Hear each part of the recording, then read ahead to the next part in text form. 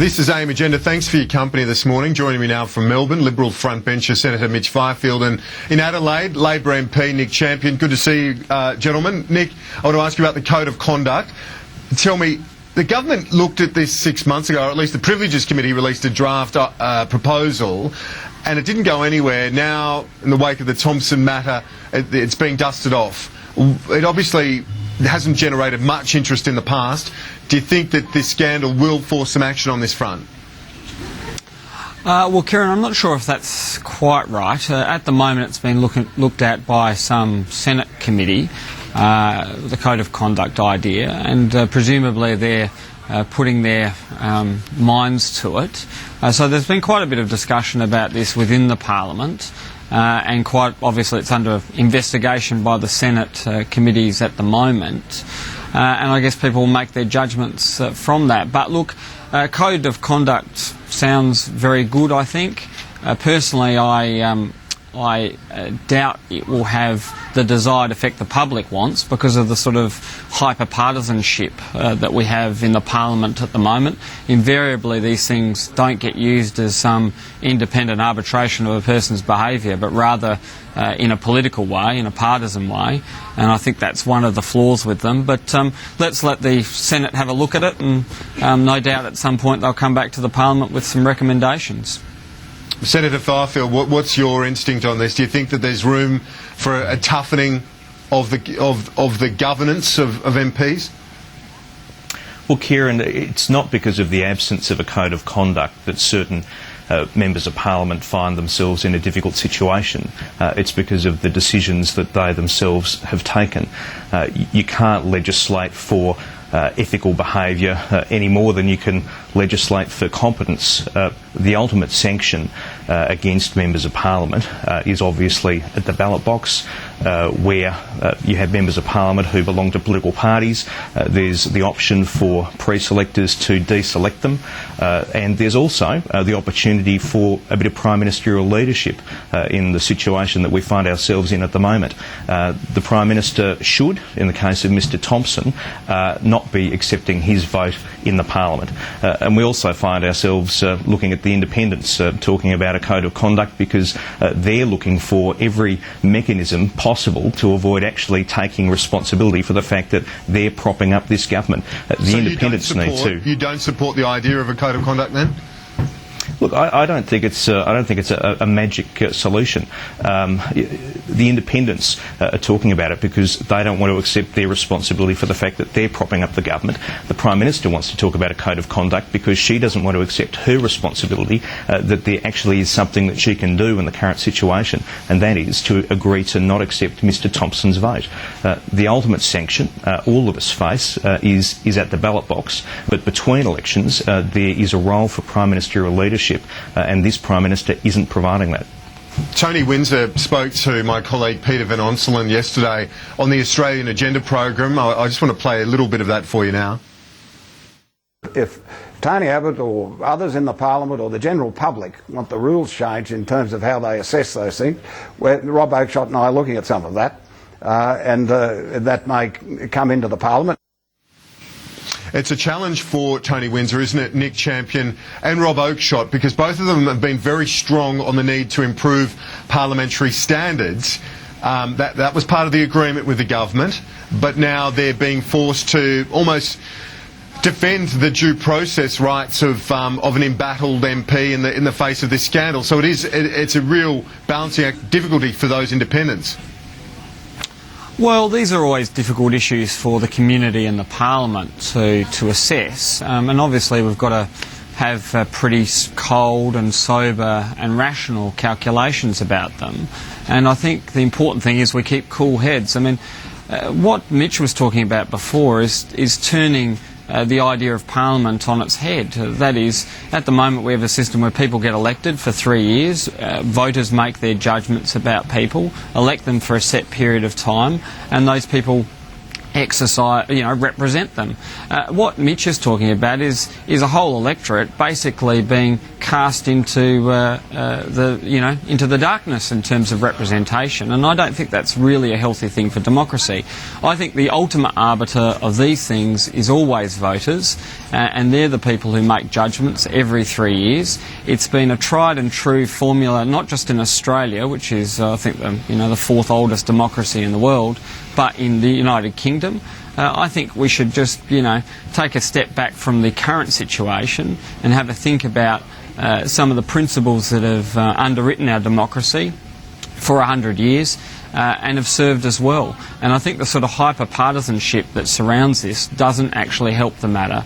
Okay. We've got to remember that Craig Thomson has not been charged with anything. Yeah, okay. Well, let's look at Mr. Thompson's interview at the weekend. He was on the Nine Network's Today Show on Saturday, and there's been a lot of reaction to it since. Questions asked, predictably, I suppose. His former colleague at the Union, National Secretary Kathy Jackson, has rejected the claims made by Mr. Thompson of a set-up. She was on the Sunrise program this morning. Well, the evidence we have is the documentary evidence that Fair Work Australia had before them. So there were credit card receipts, there were invoices, etc., etc. So it flies in the face of the documentary evidence that we've all seen. And others have said they don't believe him flat out, like Joe Hockey. What did you think of the interview, Nick Champion? Well, it doesn't really matter what I thought. If I wanted to be a judge or a defence attorney or a prosecutor, I would have gone into the law, Kieran. There's always a chance I might be called before a jury, but that hasn't happened yet either. And I just encourage people to let due process take its course. That's the appropriate thing to do in these circumstances, and I just urge everybody to do it. I mean, all right, simply what we all think about the matter is irrelevant in a way. Sure. Well, let's put that to Senator Fifield, your direct response to that. Well, look, what Craig Thomson said is interesting. It was very curious. But what I'm interested in is the Fair Work Australia report. That is definitive. And even if you put to one side whether union funds were spent on certain inappropriate recreational activities, there are still a whole range of things which Mr. Thompson himself has actually admitted to.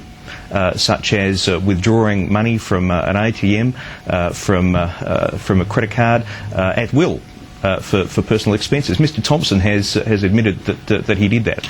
That in itself should be sufficient for the Prime Minister to say that, look, we don't feel comfortable accepting the vote of this person. We're not talking about prejudging any criminal matters, but there are matters of judgment and behaviour which Mr. Thompson has already admitted to, which should be sufficient for the Prime Minister to act.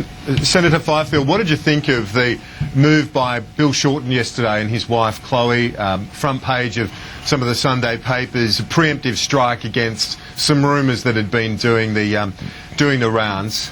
Is that a sign that politics is just getting too dirty at the moment? Well, look, it's a sign that Bill Shorten and his wife were very concerned about rumours that were in circulation. When you work in Parliament House, you hear all sorts of rumours, you hear all sorts of things around the traps. I think it's important to not give those any credence. Families of members of Parliament should be out of bounds, and unfounded rumours about individual members of Parliament have no place. We should condemn them, and I hope that Mr. Shorten and his wife aren't subject to any further rumours, as I hope that no member of Parliament is subject to unfounded rumours. Nick Champion, I guess you wouldn't have much disagreement with Mitch on that. No, look, one of the unfortunate costs of public life, I think, is that you're always subject to lurid rumours of one description or another. Needless to say, they're all made up and most of them are complete bullshit, but, occasionally politicians have to come out and, in the press and deny them, and it's a sad fact of public life that they have to do so. Okay, well, let's look at a couple of other issues to finish. Kroger Costello, that was extraordinary on Friday, Mitch Fifield. You're close to Peter Costello. In fact, you were You got the number one place on the Senate ticket saw Helen Kroger move to the third spot. That was seen as the catalyst for this extraordinary attack by Michael Kroger against his former best friend. One of them has to be lying in this. Who's at fault? Who's lying in this case? Look, Kieran, I think enough has been said about the events of last week. I issued a statement on Friday where I said that I thought that the attack on Peter Costello was very disappointing, that as Liberals we should be in the business of honouring the icons of our party and defending their legacy, and I for one don't intend to say anything further on the matter.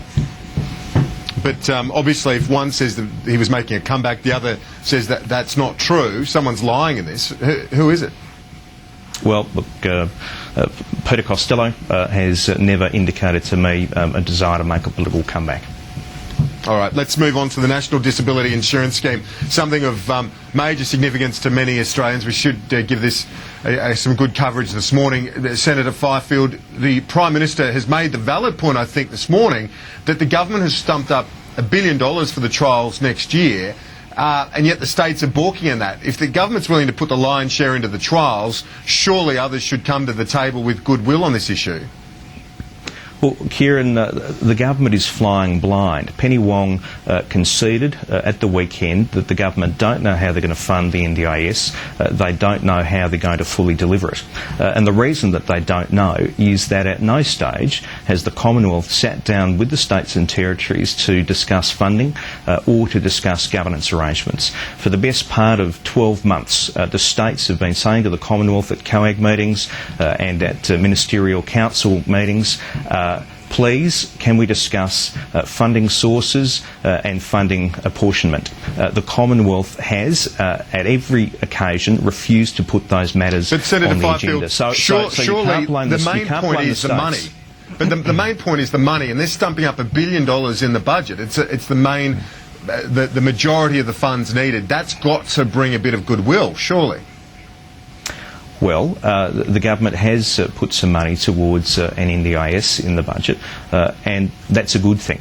But the government have only put a quarter of the money that the Productivity Commission recommends should be spent over the next 4 years. And the Commonwealth cannot answer the question as to whether they think the states should fund the balance of that. The Commonwealth haven't had discussions with the states. So the states are very keen to sit down and work cooperatively with the Commonwealth, but they've been denied that opportunity. Now, Kieran, the NDIS is a policy which has an unusual degree of cross-party support. The disabilities portfolio is where I have, and Tony Abbott has, brought a non-partisan approach. And in fact, Tony Abbott has written to the Prime Minister, and this is an important point, Kieran, offering to support the establishment of a parliamentary committee chaired by the front benches of both sides to put Senator, this issue I've got to beyond wrap you politics. Up. Nick, quickly, your thoughts on this issue. I'm sorry, we're almost out of time, Nick, but your thoughts? Well, we've put $1 billion in, and what we face now is a bunch of cheap state treasurers who are trying to evade their responsibilities under the Constitution to look after disability services, and I think it's a disgrace. I think it's about time these state Liberal treasurers stopped playing politics with this issue and started actually, putting a bit of goodwill on the table, a bit of funding on the table for this important sector. Okay, gentlemen, thanks a lot for that. Senator Fifield, Nick Champion, good to see you both. That's all for AIM Agenda. I'm Kieran Gilbert. We'll see you next time.